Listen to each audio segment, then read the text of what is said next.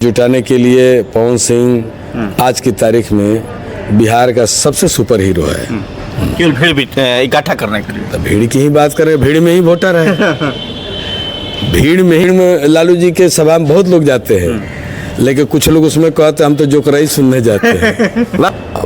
पवन सिंह चूंकि उनकी माँ उनको बोल दी है, अब विभिन्न चैनलों पे स्वयं आकर के वो बोले हैं कि मैं चुनाव लड़ूंगा, तो है ना, पार्टी तय नहीं है और सीट तय नहीं, ये उनकी भाषा में बोल रहा हूँ। उन्हीं की भाषा है, ये मैं नहीं बोल रहा हूँ, उन्हीं की भाषा ना, उनकी भाषा बोल रहा हूँ। तो इसका मतलब है कि उन्होंने अपनी माँ को जो वचन दिया है चुनाव लड़ने का, उस पे उनकी माँ ही रोक सकती हैं और कोई नहीं रोक सकता। विनय बिहारी की हर बात अगर पवन सिंह मानते तो आज पवन सिंह पद्म श्री प्राप्त कर चुके होते हैं जी, क्योंकि इस उत्तर प्रदेश और बिहार में एक भी भोजपुरी गायक नहीं है जो पवन सिंह के पास बैठ के एक तान लगा सके, कोई नहीं है, ये सत्य है।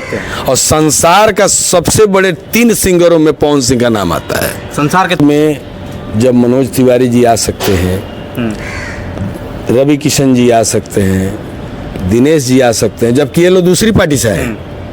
चुनाव पहली बार दूसरी पार्टी से लड़े, एकदम लड़े आए, कांग्रेस से लड़े थे नहीं, ये मनोज जी सपा से लड़े थे, जोगी जी से लड़े थे। हाँ, वही अयोध्या गोरखपुर में जी, जोगी जी से मनोज तिवारी जी जोगी जी से लड़े थे, सपा के उम्मीदवार बन के, सपा का उम्मीदवार बन के लड़े। यार पवन सिंह को भी देखते हैं, हिट मशीन खेसारी लाल को भी देखते हैं, गुंजन सिंह भी मगध क्षेत्र में बहुत अच्छा अपना नाम कमाया है ना। और मान लीजिए लड़ने की बात है तो गुंजन की बात बीजेपी के किस नेता से हुई भगवान जाने। विनय बिहारी जी से ये जिम्मेवारी दे के भेजा जाए कि पवन जी से जाकर बात कीजिए, वार्ता कीजिए और उनको मनाइए, तो विनय बिहारी जी क्या कहेंगे? हम तो पहले बीजेपी में जाएंगे कि आपकी सबसे कमजोर सीट है वहां से लड़ा दीजिए, जीत जाएगा वो। कोई तो सीट होगा आपकी कमजोर सीट। आप 17 सीट पे लड़ रहे हैं बिहार में, 17 सीट में जो आपको लगे कि ये सीट कमजोर है, उम्मीदवार हमारा यहाँ मजबूत नहीं है, तब वही सीट उसको दे दीजिए, क्या दिक्कत है। के बारे में है कि पवन सिंह 2014 में हमें फ़ोन किए कि चचा अमित शाह जी कह रहे हैं बीजेपी ज्वाइन करने के लिए। मैं बोला अमित शाह जी जब कह रहे हैं ज्वाइन करो। लोग तो कहते हैं कि विनय बिहारी लेके आए हैं पवन सिंह को।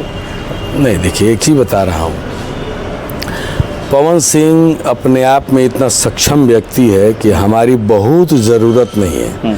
अब ये अलग बात है कि पवन सिंह कहीं भी जाते हैं तो बोलते हैं कि हमारे जीवन को आगे बढ़ाने में जो 2 4 5 लोग हैं, उसमें एक हमारे चचा हैं विनय बिहारी, जो मुझे मेरे करियर में उनका बहुत सहयोग रहा है। अच्छा है, मुझे इस बात की खुशी है कि कम से कम आज की तारीख में कुछ ऐसे लोग बचे हैं इस धरती पर जो अपने पुराने जीवन को भी याद रखते हैं कि कौन उनके जीवन में कितना सहयोग किया। तो पवन सिंह को पवन सिंह बनाने में अगर 5 लोगों का नाम लिया जाए तो मेरे बगैर वो नाम नहीं समाप्त नहीं होगा।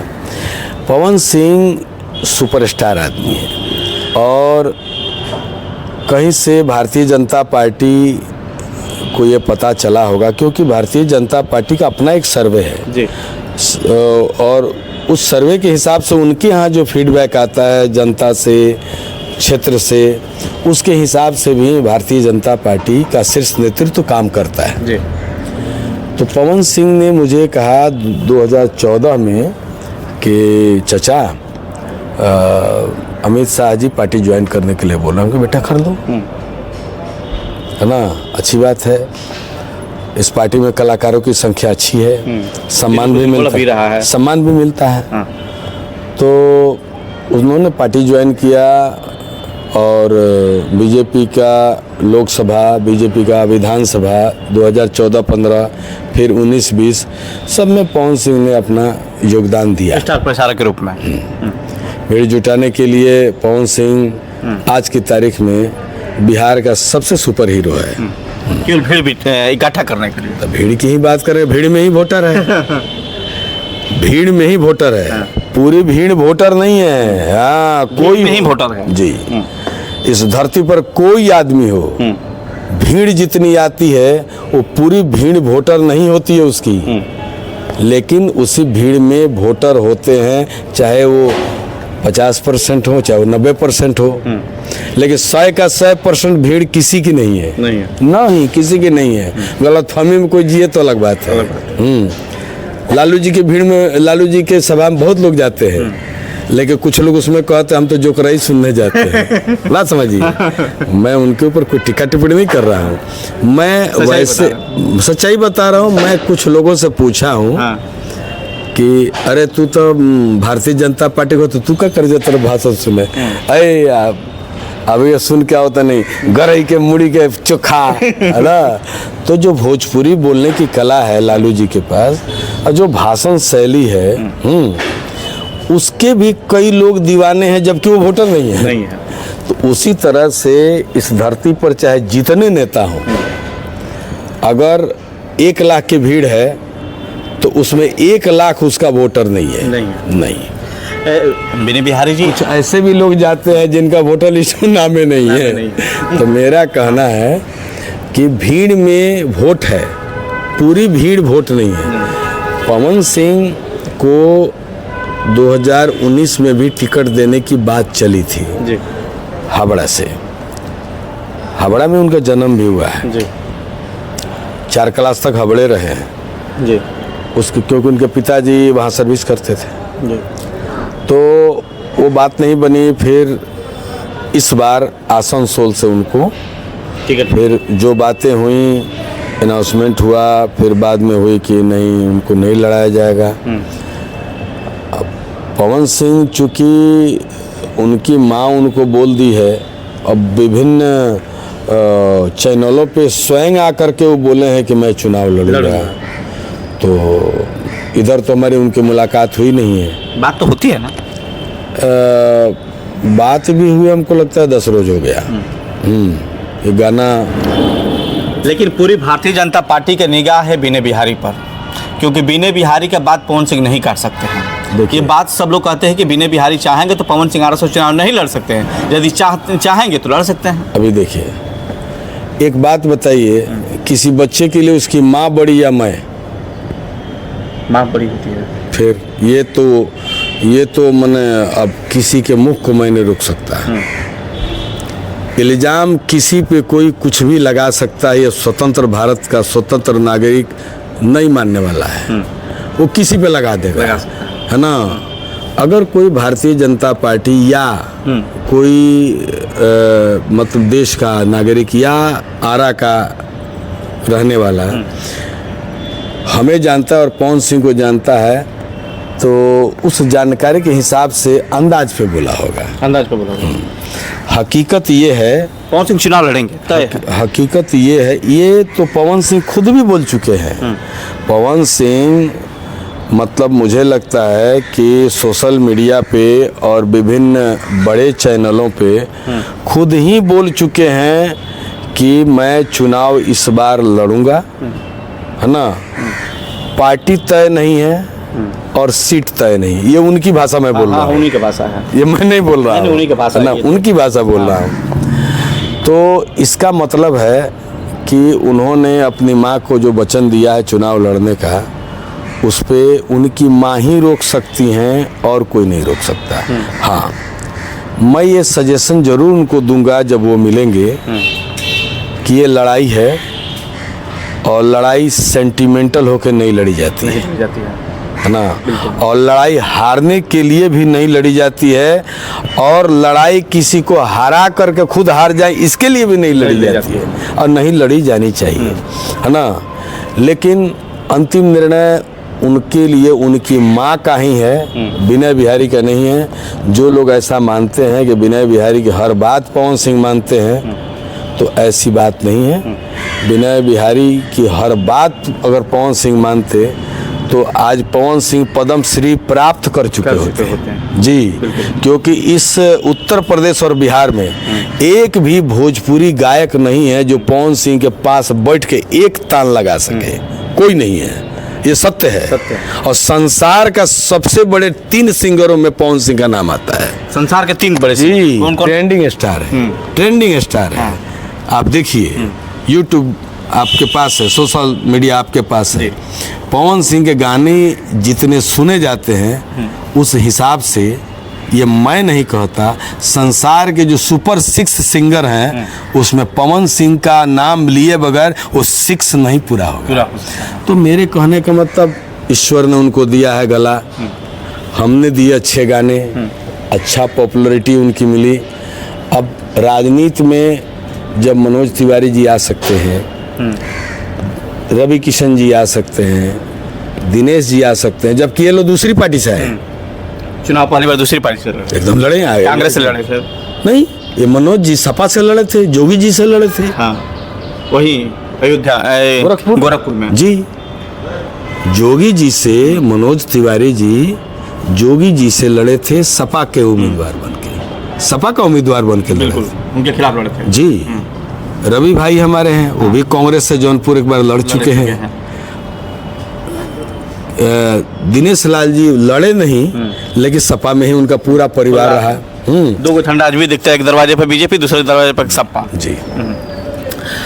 अब जो है एक चीज इसमें जरूर है कि मनोज जी को बीजेपी ने अपनाया और बीजेपी के संबल पे मनोज जी 2 बार सांसद बने, प्रदेश अध्यक्ष बने और एक ऐसी ऊंचाई पे गए जिस ऊंचाई पे अभी भोजपुरी का कोई नहीं गया, अभी नहीं गया। अब आए रवि जी की बात, तो रवि जी के क्षेत्र में मैं गोरखपुर गया, मुझे इस बात की खुशी है कि मुझे ऐसा कोई व्यक्ति नहीं मिला जो रवि किशन की बुराई होती है। तो वहाँ काम करने का बचा क्या है, ऑलरेडी बाबा वहाँ खुद सक्षम थे, बैठे हुए, वो दिए कि संभालिए रवि किशन जी इसको। एक बात सुनिए, विरासत संभालना भी छोटी बात नहीं है, ये छोटी बात नहीं है। विरासत को पीछे घिसकाना भी बहुत बड़ी बात होती है। यही तो मैं बोल रहा हूँ कि मैंने रवि भाई की तारीफ ही सुनी कि रवि जी अपना काम जो है बहुत अच्छे से कर रहे हैं, इस बार फिर से वो और अधिक वोट से जीतेंगे, तो सुन के खुशी होती है कि हमारे बीच में उनका 250-300 फिल्मों में गाना लिखा हूँ, एक अच्छा प्रेम संबंध है ना। दिनेश जी बहुत कम वोटों से जीते, उनको भी लड़ना पड़ेगा, संघर्ष करना पड़ेगा, लेकिन दिनेश जी भी बहुत पढ़े लिखे सुलझे हुए व्यक्ति हैं और अपना काम अच्छे से करते हैं।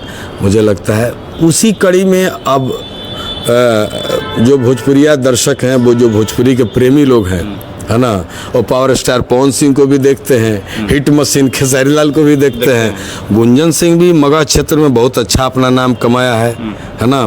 और मान लीजिए लड़ने की बात है तो गुंजन की बात बीजेपी के किस नेता से हुई भगवान जाने, है ना। हम थोड़ी बहुत जानकारी जो हमारी है वो हमारी ये है कि पवन सिंह की मुलाकात जो राष्ट्रीय नेतृत्व के शीर्षस्थ नेता हैं उनसे हुई है। हाँ, जेपी जी से मुलाकात हुई, जेपी नड्डा जी से मुलाकात हुई है, जब टिकट वापस करने का। अमित शाह जी से भी मुलाकात बात हुई है, राजनाथ सिंह जी से भी मुलाकात बात हुई है, फिर उनको विनोद तावड़े जी से हुई है, या हमारे जो भिखू भाई हैं उनसे हुई है।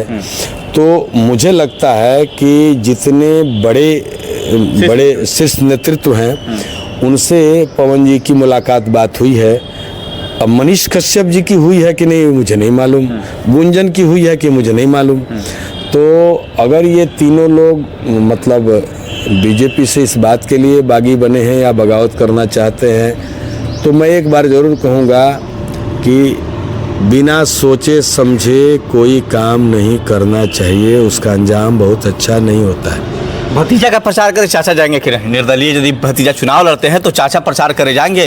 ना, नहीं जाएंगे। नहीं जाएंगे। पार्टी धर्म है, बीजेपी है, मैं बीजेपी में हूँ। पार्टी धर्म निभाएंगे कि भतीजा धर्म निभाएंगे? नहीं, पार्टी धर्म निभाऊंगा, पार्टी धर्म निभाऊंगा, इसलिए कि जहाँ आदमी को रहना है वहाँ ईमानदारी से रहना चाहिए। हमारा दिल आपसे नहीं लगेगा, हम आपके पास नहीं रहेंगे, लेकिन ऐसा नहीं होगा कि एक चेहरे पे कई चेहरे लगा लेते हैं लोग, जब भी चाहे नई दुनिया बसा लेते हैं लोग। मैं उस क्वालिटी का आदमी नहीं हूँ। मुझे अगर आपके साथ नहीं रहना तो डंके की चोट पे आपको बोल करके चला जाऊँगा। ये कुर्सी हमारे लिए बहुत बड़ी अहमियत नहीं रखती है, मेरे लिए अहमियत रखती है हमारी कलम। मैं इसी से जाना जाता हूँ। ये सुरसा के बहन सुरसी या कलयुग में भइल कुर्सी, राक्षस के बहन ही है। ये करो का भरोसा, जिंदगी के भरोसे नहीं कही, कुर्सी के भरोसा बा, लेकिन इसका भरोसा है। आनंद बख्शी साहब मरने के एक दिन पहले तक गाना लिखे। अब मुझे भी मालूम है कि मरने के एक दिन पहले तक गाना लिखूंगा। 22,000 गाना लिख चुका हूँ, 750 फिल्म कर चुका हूँ। अब भोजपुरी का बच्चा बच्चा बोलता है भोजपुरी का भीष्म पितामह विनय बिहारी। इससे बड़ा पुरस्कार क्या चाहिए? इससे बड़ा पुरस्कार, इससे बड़ी कुर्सी नहीं चाहिए। भोजपुरी ने जो मुझे दिया है मैं 7 जन्म में नहीं सधा सकता हूँ, एक जन्म क्या है। लेकिन जहाँ रहूँगा ईमानदारी से रहूँगा। बच्चे को अभी हमारी मुलाकात नहीं है पवन सिंह से। कब हो संभावना है? अब मैं लेकिन देखिए जिस प्रकार से लोग कयास लगा रहे हैं ना कि सबकी निगाह टिकी हुई है, यहाँ तक राष्ट्रीय अध्यक्ष जी का, आपके बीजेपी का राष्ट्रीय अध्यक्ष का भी निगाह विनय बिहारी पर टिका है, नीतीश कुमार जी का भी निगाह विनय बिहारी पर टिका है, और राष्ट्रीय जनता दल का भी निगाह विनय बिहारी पर टिका है, क्योंकि पवन सिंह लगातार राष्ट्रीय जनता दल के भी संपर्क में है। देखिए एक बात बता रहा हूँ, मैंने अभी आपको एक बात कही जी जी कि कोई काम बिना सोचे समझे नहीं करना चाहिए। यदि मौका दिया जाए विनय बिहारी जी से ये जिम्मेवारी दे के भेजा जाए कि पवन जी से जाकर बात कीजिए, वार्ता कीजिए और उनको मनाइए, तो विनय बिहारी जी क्या कहेंगे? हम तो पहले बीजेपी में जाएंगे कि आपकी सबसे कमजोर सीट है वहाँ से लड़ा दीजिए, जीत जाएगा वो। कोई तो सीट होगा आपकी कमजोर सीट। आप 17 सीट पे लड़ रहे हैं बिहार में। 17 सीट में जो आपको लगे कि ये सीट कमजोर है, उम्मीदवार हमारे यहाँ मजबूत नहीं है, तब वही सीट उसको दे दीजिए। क्या दिक्कत है? क्या दिक्कत है? आपका नहीं, जो लोग आपकी पार्टी में नहीं थे, भले हमारे बहुत प्रिय हैं, बहुत प्रिय हैं रवि किशन जी, बहुत प्रिय, मनोज तिवारी जी भी बहुत प्रिय हैं। लगभग 80 फिल्मों उनका भी किया हूँ, 80 फिल्मों में गाना लिखा हूँ मनोज तिवारी का। 50 से ऊपर दिनेश का भी किया हूँ, और रवि भाई का तो 200-250 पार हूँ, तब ना 750 हुआ है। मेरा वो नहीं कहना, मेरा ये कहना है कि सपा से आके मनोज तिवारी बीजेपी के अंग हो सकते हैं, कांग्रेस से आके रवि भाई बीजेपी के अंग हो सकते हैं, सपा में पूरा परिवार रहते हुए दिनेश लाल जी बीजेपी के अंग हो सकते हैं, तो पवन सिंह की तो पहली फर्स्ट लव या पहला प्यार या पहली दूसरी पार नहीं, हम नहीं, पहली बार तो हम से ही आए थे। नहीं, जीतन मांझी के साथ ही। नहीं, आपको जानकारी नहीं है। 2014 में जब पवन सिंह मुझे फ़ोन किए कि चाचा बीजेपी पार्टी ज्वाइन करने के लिए मुझे फ़ोन आया है, ऑफर आ रहा है, स्वयं अमित शाह जी भी इंटरेस्टेड हैं, उनका फ़ोन आया है। हम कह रहे तुमको मालूम अमित शाह जी का फ़ोन जिसके पास आ जाता है उसकी किस्मत बदल जाती है, जल्दी ज्वाइन करो। तो डे 1 से पवन सिंह बीजेपी में है। हाँ, बीच में आदरणीय नीतीश कुमार जी ने उनको मिलने के लिए बुलाया था। आपके साथ में? नहीं, मैं विजय सिन्हा जी के घर पे था और विजय सिन्हा जी से मिलने हम दोनों गए थे। गेट से बाहर आ रहे थे तो पवन सिंह के मोबाइल पर फ़ोन आया, तो उन्होंने कहा हमको कि चाचा हम अकेले तो नहीं जाएंगे, मुख्यमंत्री जी का फ़ोन है। हम कहा चलो चलते हैं, है ना। तो हम गए और वहाँ भी पवन सिंह को अपनी पार्टी ज्वाइन करने की बातचीत हो रही हुई, है ना। ऑफर भी मिला, मैंने हुई, बात हुई।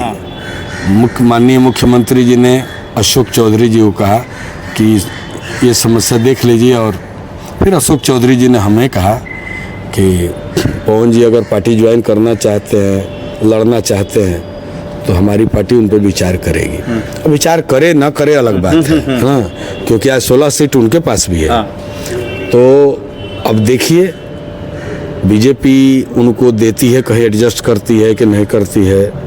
नीतीश जी के यहाँ भी उनका एडजस्टमेंट होता है कि नहीं होता है।